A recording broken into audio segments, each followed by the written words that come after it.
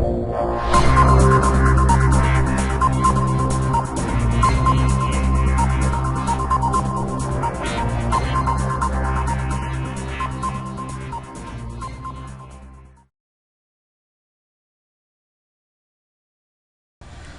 one and all, and welcome to PLR Powerhouse. Thank you for purchasing this product. It's designed to teach you how to take your own PLR business from the bottom to the top, making it profitable, getting customers, getting subscribers, and essentially making money from PLR products. We've got a lot to cover, so let's go ahead and get started. What PLR Powerhouse is supposed to be is a top to bottom guide on all things to do with private label rights. We'll be going over topics such as what are product rights in particular, along with private label rights. We'll be talking about how to set up a PLR product funnel, which is basically creating a mini site, hosting it on the internet. We'll be setting up a sales page, a squeeze page, getting people to opt in for a free report, and in return they'll be getting their products. We'll be talking about, again, how to create that mini site and editing existing mini sites for your PLR product, because not only will we discuss creating PLR products, we'll be talking about buying and rebranding other people's PLR products, and it's all legal. We'll talk about working with PLR ebooks and video, which are the two main staples of most PLR courses. We're going to discuss creating a squeeze page and setting up autoresponder emails, because in order to set up a squeeze page, you're going to have to get a free report, place it, and offer it as a lead magnet. When buyers come and opt in to get their free report, we'll then send them autoresponder emails so that they can then choose to purchase if they want extra products. We'll talk about editing a PLR sales page, which is how we make money, another one of the ways that we make money. We'll talk about uploading the funnel to your website, and we'll also go over other things as well. So let's start with the overview of product rights. Product rights determine basically what can you do with the product when you have it. While the product is yours to keep, you've purchased it and used, some product rights will give you the capability to pass the product along and sell it to others. So let's go over a few examples of what I mean. One type of product rights are selling rights. These rights determine who can sell the products. For example, what resale rights are: you can sell the product to your customers and keep the profits at price X. Here's an analogy. If I create a gardening guide called a Gardening Guide 2012 and price the product at $9.95, I then turn around and sell you that guide with resale rights, which means you purchase it from me at $9.95, and then you can turn around and sell it in your store. So basically all it would take would be one sale from one customer for you to break even on my guide. Then anything after that is profit for you. There's also master resale rights. That means you sell a product to your customers, and you also sell the rights for them to sell it to their customers. An analogy would be if I had a skincare guide called Skincare Guide 2012, turned and sold it to you, a shipment of it to you in your store, you could turn around and sell it to customers who then could sell it in their stores as well. So basically, in other words, master resale rights are: I can sell resale rights to my customers, and you can sell resale rights to your customers. Next are private label rights. What private label rights are is that you have the right to sell a product to your customer. You can modify the product however you want, and you can put your own name on it if you like. An analogy would be if you bought a shipment of cookbooks from me with blank labels, you'd then add a few of your own recipes and sell the new books under your own brand name. So if I had an Italian cookbook, you could take it from me, add a few of your extra recipes, put your name on it instead, give the guide a new name, put some new images or whatever you want, and you can just sell the reformatted book under your own brand name. Next up are usage rights. Usage rights define how you can use a product when it's in your possession. Non-transferable usage rights mean you cannot transfer whatever rights you receive with the product to your customers. That means if you bought a guide with non-transferable private label rights, your customers do not receive those same private label rights. The buck stops with you. Next up are personal usage rights. Personal usage rights means you can use a product but you can't sell it. It's just yours to keep, and that's that. Unrestricted rights. You can do whatever you want with the product. You can just sell it, give it away, use it as a bonus for others. Pretty much the sky's the limit. Whatever you want, you can do. Then there are rebranding rights, meaning you can change specific parts of the product as allowed by the product creator, like changing affiliate links, the author name, inserting ads, doing whatever you want. Giveaway rights are that you can give the product to whoever you want as long as it's for free. Usually, if a product has giveaway rights, that means you're not allowed to sell it. It's basically unethical. You should just pass it along for free. So now going back over PLR a bit, PLR stands for private label rights.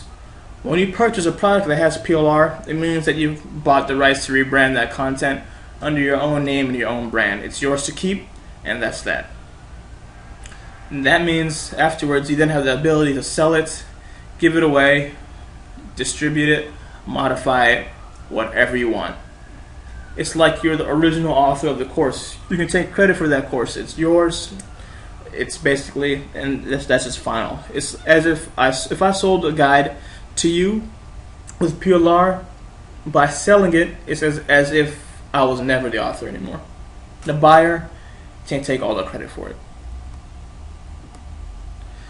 So some people will ask, why buy PLR? Why is it so useful? Well, you can pretty much, again, do whatever you like with it.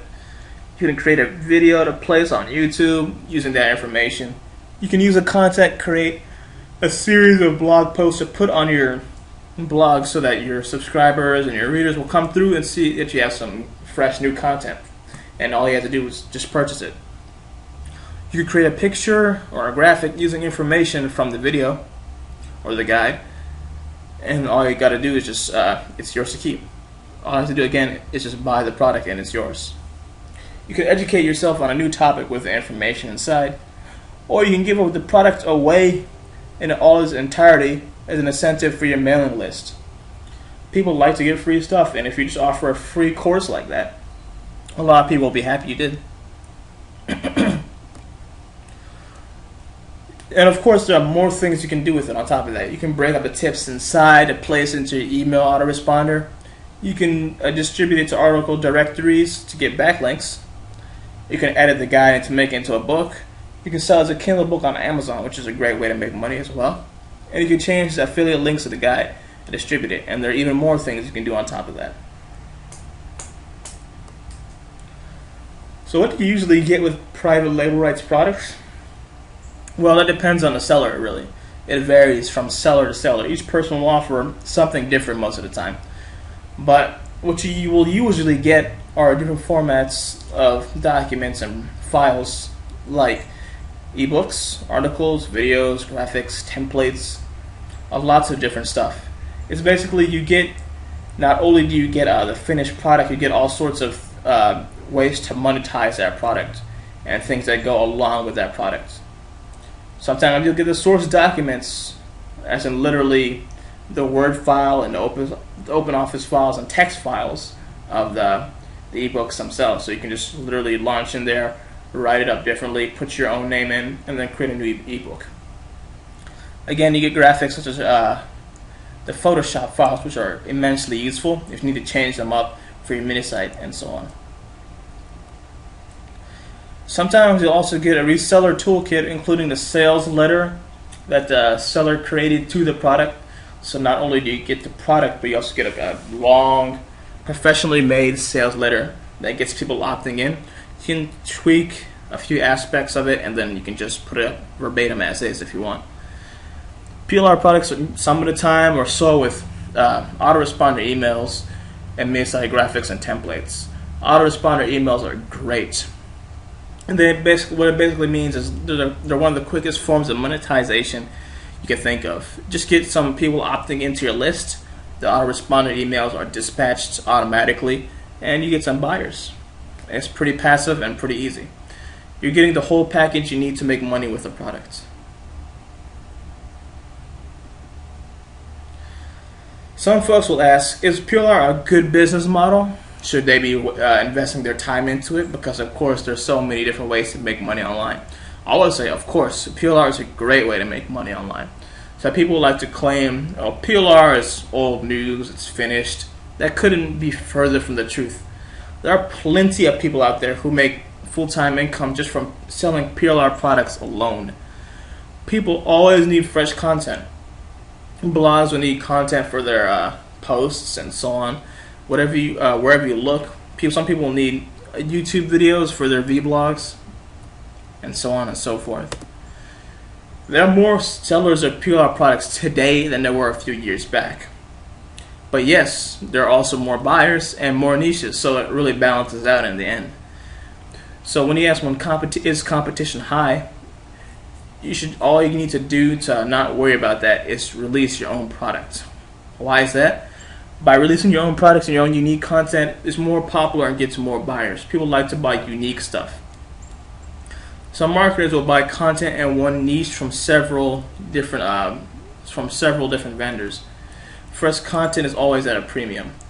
An alternative that you can do is rebrand other people's old products as well, because that helps a lot with speed. If you can just rebrand someone's product and just sell it as is, when basically you only made a few surface edits, people will treat it as if it was a new product all over again. So that's the main importance of rebranding. Rebranding is really quick, it's really fast. All you got to do is pick up someone else's PLR product, add in some new information, make a few surface edits, put your own stamp on it, and you're done. It's better to create your own PLR product than it is to sell another person's verbatim.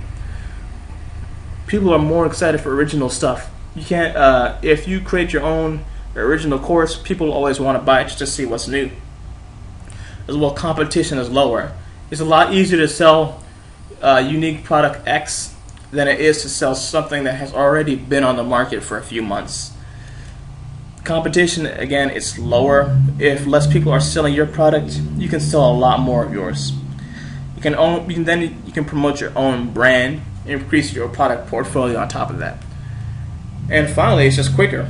You have extra content to add to your own product, mix it up, toss it out. It doesn't take very long at all. Another frequently asked question I see is this PLR product in front of me right now, is that worth buying? Well, PLR content often goes for less than $1 per page. Some vendors usually just sell to a set number of customers, as in a ceiling of 100, and then they'll close the offer, just to keep content fresh. On the Warrior Forum, you'll see that a lot. Other sellers will sell until sales will just trickle down to a few. Basically, whoever wants to buy it, they can come get it, and then they'll finally take the offer off the web. PLR software and plugins, usually they are great deals. They'll sell for pretty cheap prices. In other words, I've seen plugins that usually you can look around. On some sites you'll find that plugins are sold for anywhere between $47 to $67 in some cases. PLR products and PLR plugins, I've seen them go for as little as $1. I'm not kidding. And some of them will go for around $5. It's basically, if you look around for it, you can find it for varying prices. So just you can always get a better deal if you look carefully. Again, there's a lot of PLR stuff on the internet. There's plenty of stuff out there. And if you're focused on should I buy this or not, focus on material that is well written and well researched. If it's poor content, it's unhappy readers, unhappy subscribers, unhappy customers. So if you're buying this to share with others, think about would they appreciate it. If you're buying it for your own exclusive access, it's a different story. It depends on would I prefer this format to be in video, or am I more of a reading person? It depends on you. But I would always argue that the content needs to be up to date and relevant. If it's from 2007 or 2008, don't bother buying it. It's just out of date. It's out of touch.